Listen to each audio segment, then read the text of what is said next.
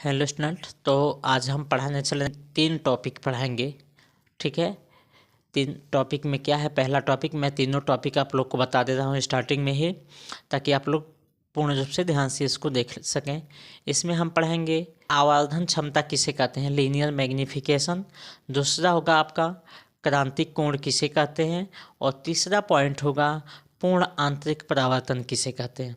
तो हम आवर्धन क्षमता पढ़ाएंगे। उसमें आवर्धन क्षमता किसे कहते हैं, यानी प्रतिबिंब की ऊंचाई और वस्तु का ऊंचाई, इन दोनों के अनुपात निकालेंगे तो वही आपका लीनियर मैग्नीफिकेशन होगा, यानी आवर्धन क्षमता होगा। पॉइंट नंबर 2, क्रांतिक कोण किसे कहते हैं। ठीक है, तो क्रांतिक कोण में मैं आपको पढ़ाऊंगा कि किसी विशेष आपतन कोण के लिए अपवर्तन कोण का मान 90 अंश हो जाए, अपवर्तन कोण का मान 90 अंश हो जाए तो उस कोण को हम उस आपतन कोण को हम क्रांतिक कोण कहते हैं। और पूर्ण आंतरिक परावर्तन यानी अपवर्तन की वह घटना जिसमें प्रकाश की किरण एक ही माध्यम से पुनः एक ही उसी माध्यम में वापस लौट जाए, उसको हम कहते हैं टोटल इंटरनल रिफ्लेक्शन। हम तीनों टॉपिक को आपको यहाँ पे हम पढ़ाते हैं। ये बोर्ड को 3 पार्ट में डिवाइड कर लेंगे। एक में फर्स्ट एक पढ़ाएंगे और 2 में एक एक पढ़ा देंगे। ये 3 पार्ट में आपका बोर्ड डिवाइड हो गया। पहला आपका है आवर्धन क्षमता। आवर्धन क्षमता, इसमें हम आपका पढ़ाएंगे दर्पण का। किसका? दर्पण का। ठीक है, आवर्धन क्षमता किसे कहते हैं, तो इसका परिभाषा होता है प्रतिबिंब की ऊंचाई, प्रतिबिंब की ऊंचाई तथा वस्तु की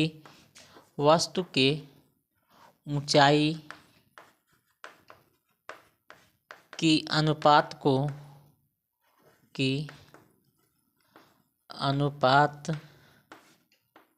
को आवर्धन क्षमता कहते हैं। अनुपात को आवर्धन क्षमता कहते हैं। इसे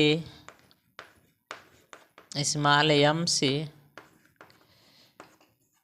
प्रदर्शित करते हैं। इसका फार्मूला होता है m इक्वल टू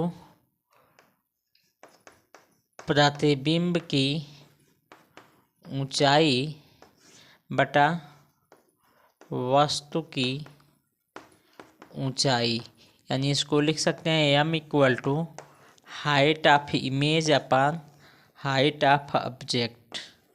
एक फार्मूला ये है। या लिख सकते हैं m इक्वल टू -v बटा u, या दोनों को कंबाइन करके लिख सकते हैं m equal to hi upon ho equal to -v बटा u। यह बहुत ही इम्पॉर्टेंट फार्मूला है। इस पे बोर्ड पे बहुत सारा क्वेश्चन पूछे जाते हैं, न्यूमेरिकल भी इस पे बहुत अधिक क्वेश्चन है, इसको आप लोग नोट करेंगे। उसके बाद है क्रांतिक कोण।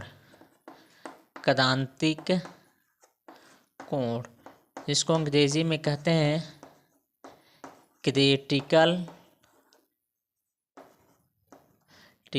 एंगल। क्रिटिकल एंगल किसे कहते हैं, क्रांतिक कोण किसे कहते हैं। ठीक है, क्रांतिक कोण को आप लोग ध्यान से समझेंगे कि किसी विशेष आपतन कोण। हम देखिए, पहले तो हम प्रकाश का अपवर्तन पढ़ाते हैं। देखिए, ऊपर का माध्यम मान लेते हैं कैसा है, सघन है, नीचे का विरल है। ठीक है, यह एक अभिलंब बना लेते हैं। जब प्रकाश की किरण जानते हैं कि सघन से विरल में आता है, तो यह जो अभिलंब होता है इससे दूर हटता है, यानी यह आपतन कोण, यह अपवर्तन कोण। यह क्या है, आपतन कोण और यह है अपवर्तन कोण। ध्यान से देखेंगे, जैसे जैसे आपतन कोण का मान बढ़ाएंगे वैसे वैसे अपवर्तन कोण का मान बढ़ता जाएगा। एक स्थिति ऐसा आएगा कि अपवर्तन कोण का मान कितना हो जाएगा जी, 90 डिग्री हो जाएगा, यानी आर की वैल्यू कितनी हो जाएगी, 90। उस समय जो आई कोण होगा, यानी जो आपतन कोण होगा, उसी कोण को हम क्या कहते हैं, क्रांतिक कोण कहते हैं। लिखते हैं परिभाषा इसका, किसी, यह तो समझाने के लिए था, अभी इसका फिगर हम बनाएंगे। किसी विशेष आपतन कोण के लिए अपवर्तन कोण का मान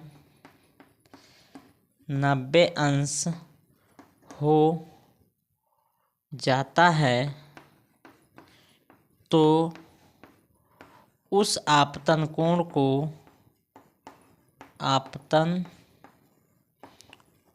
को क्या कहते हैं, क्रांतिक कोण कहते हैं। फार्मूला होता है यानी इक्वल टू 1/sin c।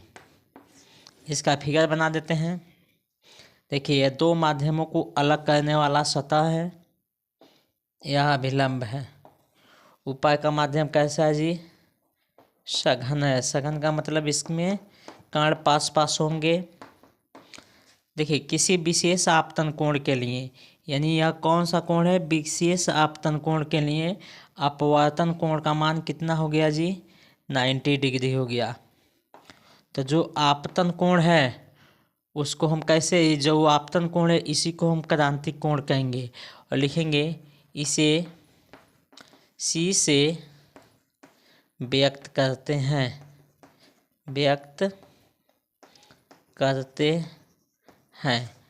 ठीक है। यदि आपतन कोण का मान और बढ़ा दें तो यह किरण यह ऊपर की ओर जाने लगेगी, तो यह घटना पूर्ण आंतरिक परावर्तन कहलाएगी। क्या कहलाएगी, टोटल इंटरनल रिफ्लेक्शन। लिखेंगे हेडिंग, पूर्ण आंतरिक परावर्तन।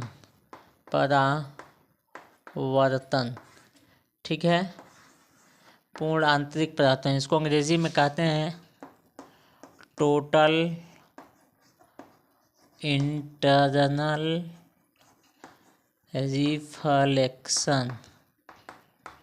ठीक है, टोटल इंटरनल रिफ्लेक्शन, बात समझ में आया।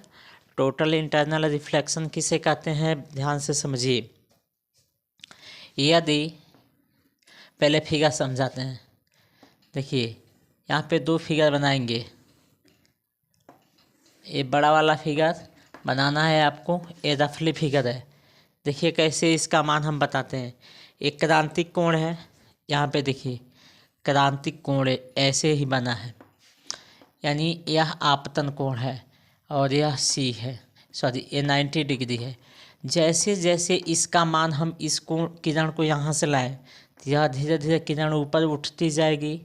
इसका मान ऐसे बढ़ाएं तो यह किरण ऐसे हो जाएगी। यानी धीरे धीरे हम आपतन कोण का मान बढ़ाते जाएं तो अपवर्तन कोण का मान बढ़ता जाएगा, यानी जिस माध्यम से किरण आ रही है उसी में वापस लौट जाएगी और यही घटना आपका क्या कहलाएगी, पूर्ण आंतरिक परावर्तन। तो इसका फिगर हम कुछ ऐसे बनाएंगे। ऊपर का माध्यम हम बना लेंगे सघन वाला, थोड़ा सा अलग दिखाते हैं। ये कौन सा माध्यम है, सघन। ठीक है, सघन माध्यम को हम थोड़ा सा अलग दिखाएंगे, यानी जैसे इस माध्यम से किरण ऐसे आएगी टकरा के फिर से इसी माध्यम में क्या होगी, वापस लौट जाएगी। इस माध्यम में बहुत कम किरण आएगी। ठीक है, यह माध्यम कैसा है, विरल। लिखते हैं परिभाषा, यदि क्रांतिक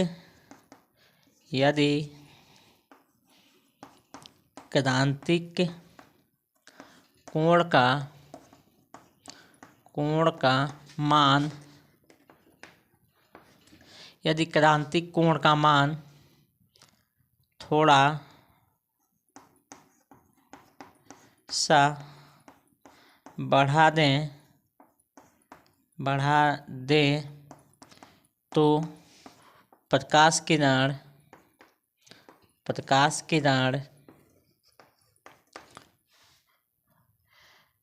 विरल माध्यम में न जाकर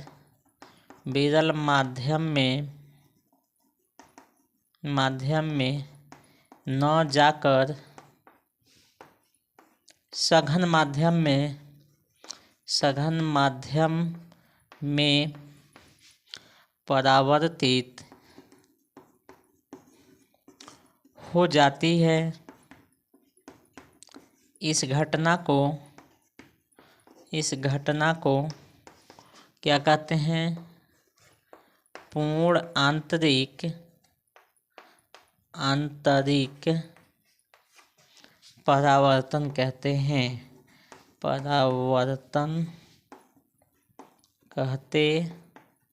हैं। इस घटना को क्या कहते हैं जी? टोटल इंटरनल रिफ्लेक्शन कहते हैं। यानी प्रकाश की किरण जिस माध्यम से आ रही है, यानी आपतन कोण का मान देखिए, यह कौन सा कोण है जी? आपतन कोण।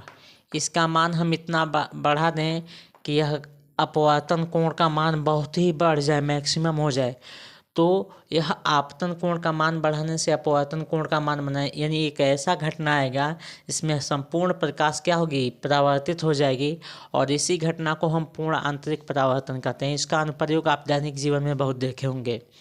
जैसे गर्मी के दिन में इसका एक अनुप्रयोग हम बता रहे हैं जो दैनिक जीवन में है, आप लोग चेक कर लेंगे। अभी गर्मी के दिन आ रहा, तो जैसे ही गर्मी के दिन में आप रोड पे चलते हैं लगभग दोपहर के 11 से लेकर 3 बजे के बीच में, तो धूप तेज़ होती है, तो रोड पे आपको कुछ दूरी पे पानी दिखाई देता है, लगता है, आभास होता है कि पानी है, लेकिन वो पानी नहीं होता है। यह किसके कारण दिखाई देता है? तो टोटल इंटरनल रिफ्लेक्शन के कारण, यानी पूर्ण आंतरिक परावर्तन के कारण दिखाई देता है। कभी कभी रात में गर्मी के दिनों में देखोगे कि तारे टिमटिमाते हुए दिखाई देंगे, चमकते हुए, कभी उसकी लाइट अधिक कभी उसकी कम। ये भी घटना आपका किसके कारण होता है? पूर्ण आंतरिक परावर्तन के कारण। आप लोग खिड़की देखेंगे, खिड़की में जो शीशा लगा होता है, अगर शीशा कहीं से चटक जाए या किसी भी जगह का शीशा चटक जाए और वो पूर्ण रूप से टूट के ना निकले, तो चटका हुआ शीशा बगल से देखने पे क्या होता है? वो चमकता है। किस घटना के कारण? तो पूर्ण आंतरिक परावर्तन के कारण। जो डायमंड होता है, डायमंड से आप समझते हैं, डायमंड को तिरछा से देखने में बहुत तेज चमकता है, उसमें भी कौन सी घटना होती है? पूर्ण आंतरिक परावर्तन होती है। एक और अनुप्रयोग इसका बता दें, परख नली देखें, साइंस के विद्यार्थी हैं आप लोग, केमिस्ट्री लैब में जाएंगी तो टेस्ट ट्यूब देखेंगे, परख नली इसको हिंदी में कहते हैं। उसको एक बीकर में रख देंगे और पानी भर के और तिरछा उसमें डाल देंगे, परख नली के अंदर पानी न जाए, और बगल से देखेंगे तो परख नली भी चमकती दिखाई देगी। किसके कारण? पूर्ण आंतरिक परावर्तन के कारण। तो इसको नोट करिए, अगले में हम आपको लेंस पढ़ाते हैं, ठीक है।